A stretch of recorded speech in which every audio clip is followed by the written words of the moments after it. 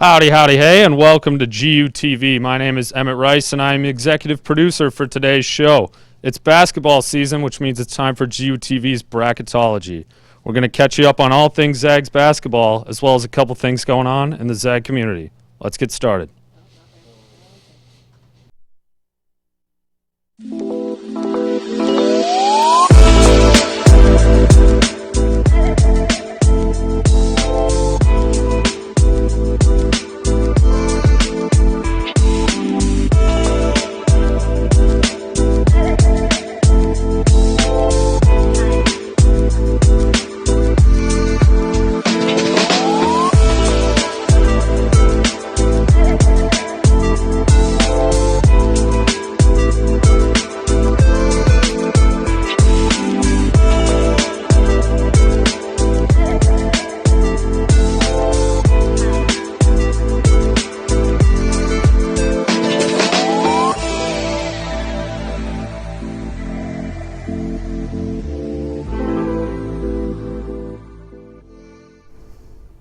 Hello, and welcome to episode 1 of Bracketology. I'm Trisha Vowles. And I'm Sam Perry.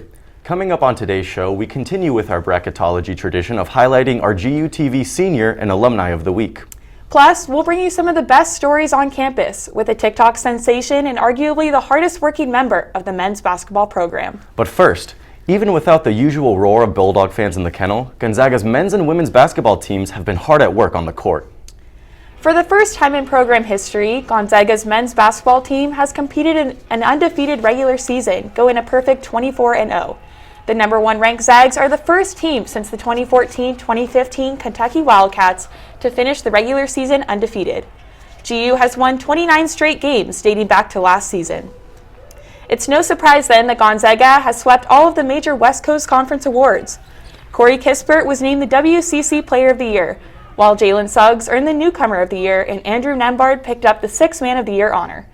Joel Ayayi and Drew Timme joined Kispert and Suggs on the first team All-WCC, marking just the 4th time in conference history that 4 players from the same team were named to the WCC first team. The feat was last achieved by, you guessed it, Gonzaga during the 2018-2019 season. Speaking of the West Coast Conference, the Zags are moving through the conference tournament. Tonight, GU squares off with the BYU Cougars in the WCC Championship game. Tip-off is at 6 p.m. Pacific on ESPN. Gonzaga is making its 24th consecutive tournament finals appearance, the longest active streak in the nation. As for the women's basketball team, they have rolled through their schedule with a 23-3 record to earn their 5th consecutive West Coast Conference regular season title. Similar to the men's team, GU's banner year brought home plenty of accolades from the WCC. Senior forward Jen Worth was named Conference Player of the Year, becoming the 3rd Zag to win the honor in the last 4 seasons. Worth is joined by Jill Townsend on the WCC first team, while Melody Kempton earned the first ever 6th Women of the Year award. Kaylee Trong and Leanne Worth were also tabbed All-WCC honorable mention. As for the West Coast Conference Tournament, GU is in the championship game this afternoon taking on the BYU Cougars. The Zags are in search of their 9th conference tournament title and the first since 2018. Tip-off is today at 1 p.m. on ESPNU. The Zag community is not just a great place for basketball lovers, it's also full of creativity. Like Gonzaga's own Dr. Catherine Zeisner, who has recently garnered a following on social media platform TikTok, posting comedic content about her experiences as an elementary school teacher. We go to Alyssa Hayworth for the story. Sweetie, she said, no, you can't be the line leader because you were the line leader last week. Okay, that's it, everybody. Bell's gone. Grab your balls and get it inside.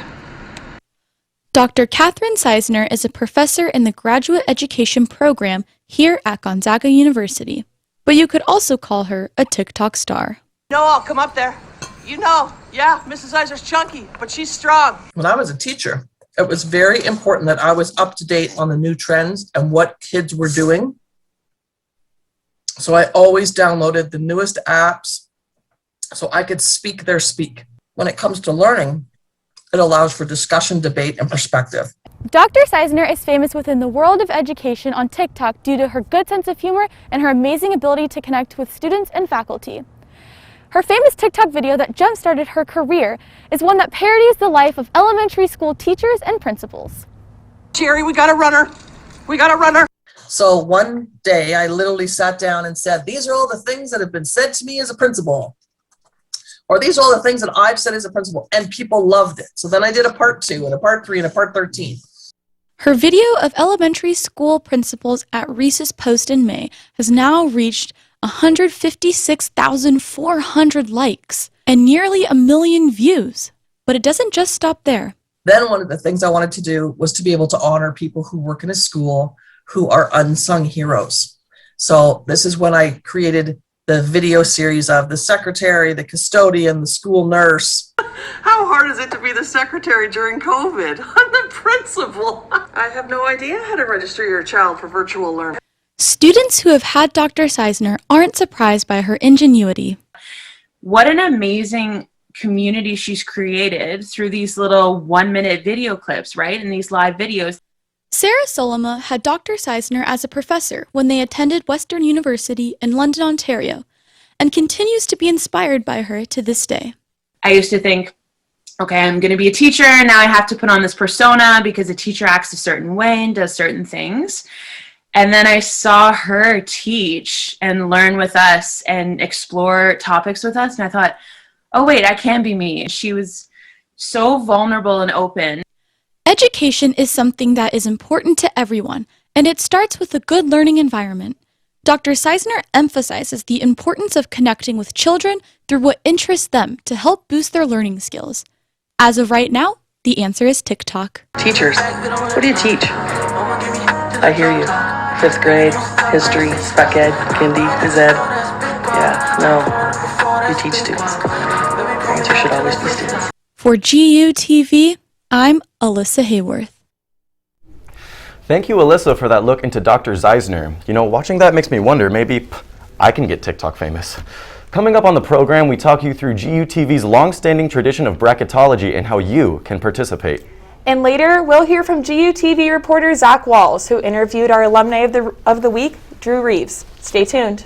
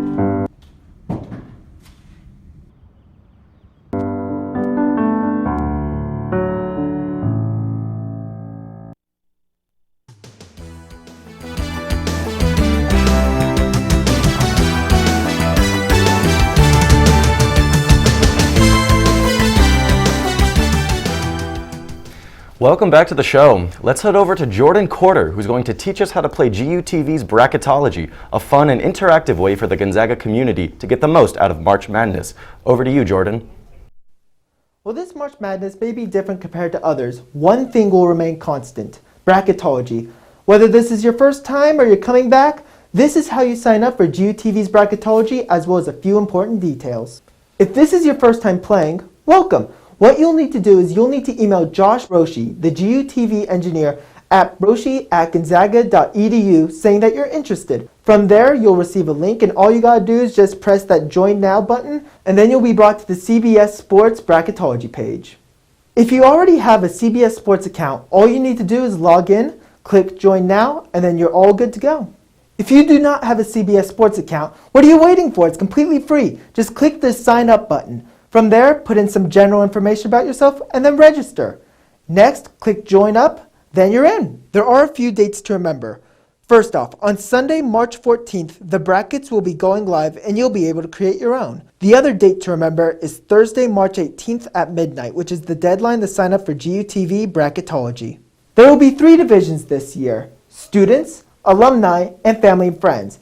If you are a faculty and staff, just join the family and friends division if you want to join in on the fun. Be sure to check our social media channels as well. For Facebook, go to GUTV, Gonzaga Television official page, and as for Instagram, go to GUTV Zags for further details on how to sign up. Also, be sure to watch our Bracketology productions to see updates and leaderboards. Whether you have the top-rated Gonzaga Bulldogs, a blue blood, or an underdog to win the title, I wish you all the best of luck this season.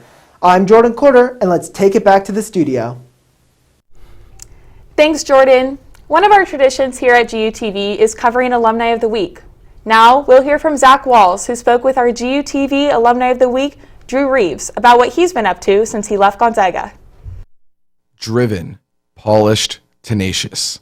No, I'm not describing this year's Gonzaga squad, or a legend of the program. These qualities go beyond the hardwood into all aspects of Gonzaga, especially GUTV. It's traits like these that make Drew Reeves 2021's first Alumni of the Week. Drew grew up frequently watching the news, but never considered it as a career option. When I got to college, I didn't know exactly what I wanted to do, but I knew that I loved TV. Like, I just love television, and I knew I wanted to work in television. And then the more I got into kind of the broadcasting and journalism programs at Gonzaga, that was like when I knew that that was like what I was meant to do. And according to his old professor, once Drew had an idea, it was tough to get him off of it. I remember Drew just getting an idea of a dream, kind of asking more details about it, saying, okay, that's how you do it. And then, and he's going to make that thing happen. One of these ideas was to be on the news stations he watched growing up. Following graduation, Drew moved 6 blocks down Boone to KXLY. Like right after I had taken one of my finals, I was walking back to the house that I lived at, and I got a call from the news director at KXLY, and they said, hey, this job has just come up. I started out as an associate producer on the morning show. Producing just wasn't my passion. I wanted to do some reporting. And so then I did like in-house stuff. And then a few years later, I was a reporter, and then I did weather there. However, the allure of home was too much for this Portlander to resist.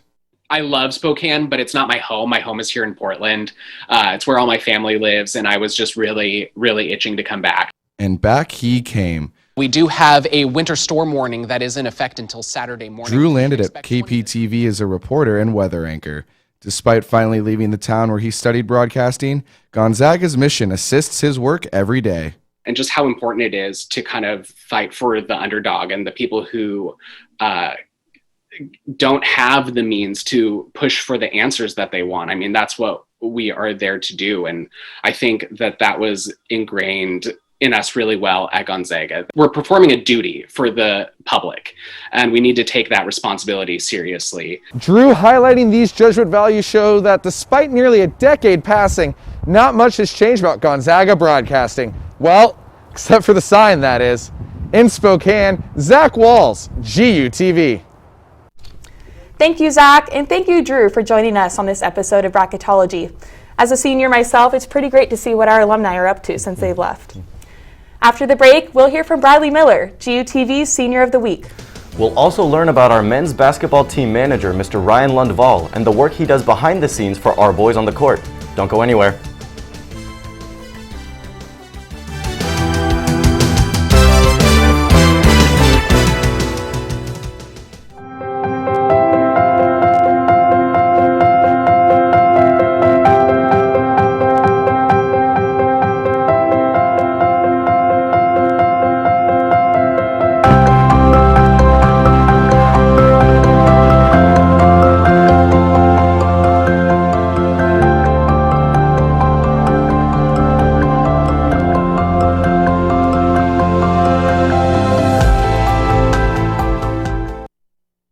So, as a college student, I can't really have a pet of my own. But I want to do something to help out these, really neglected animals. I mean, we can't help all of these animals, but every little effort goes a long way. Because, quite honestly, every animal deserves at least one happy day. The experience that you have abroad is going to be as meaningful, I believe, as the effort that you put into it. I hope that what Study Abroad and what the Center for Global Engagement in particular does is that it opens up the whole campus to both differences and both that engagement, that willingness to change, and by doing that lift you up in a way that expands your mind and helps you engage the world in a different way. Go abroad.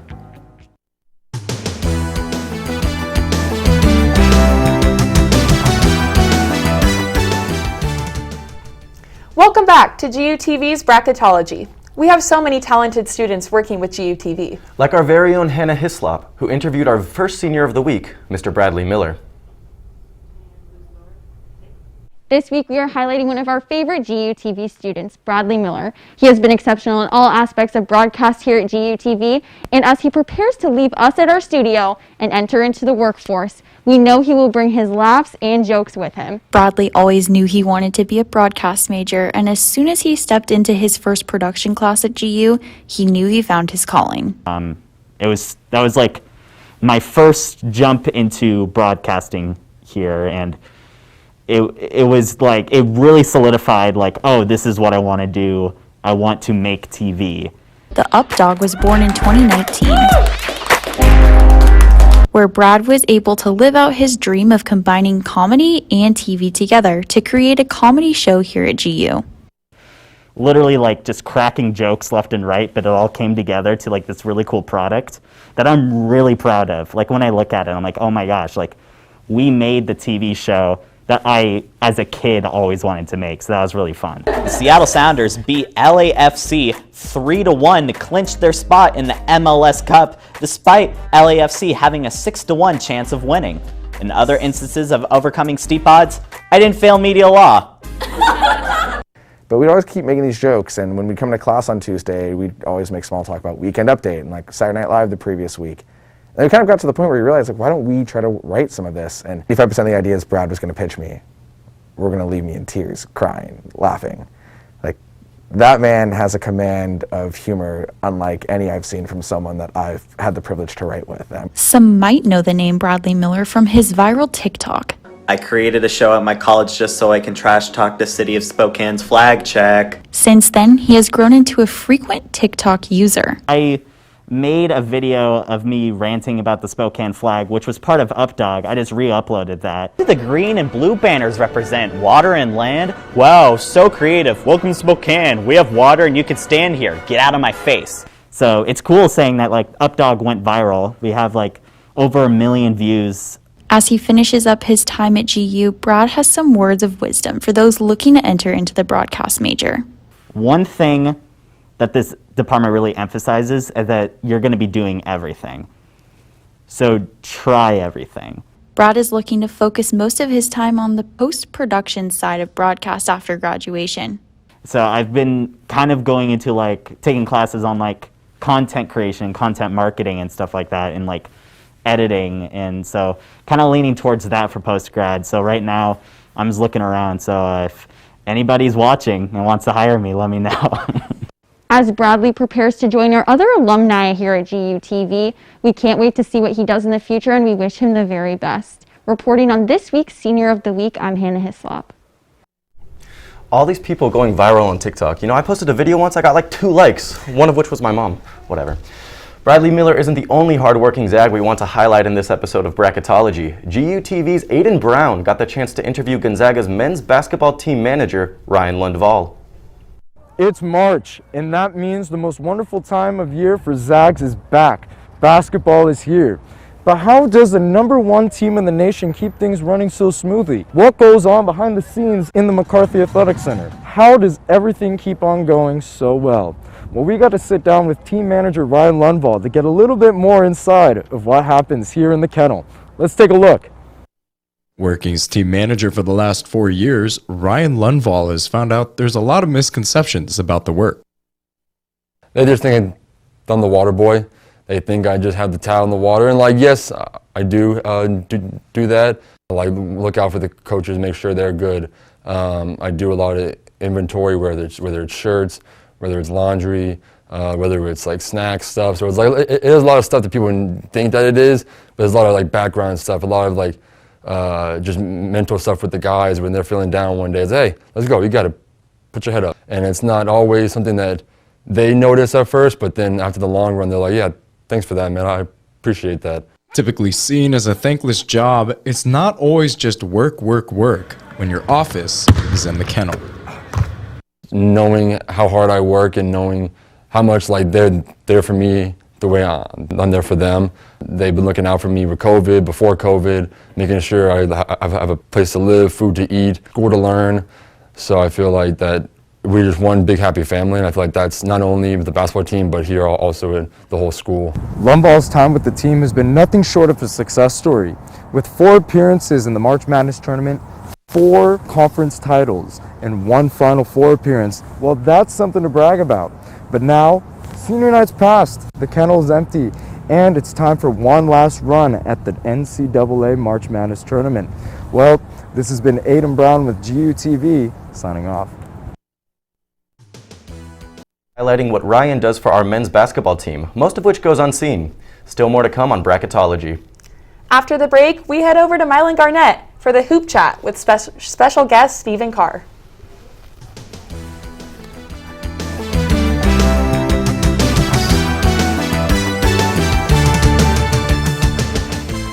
Chances are you've walked right on past it, but the Next Gen Tech Bar is the new spot for your tech needs.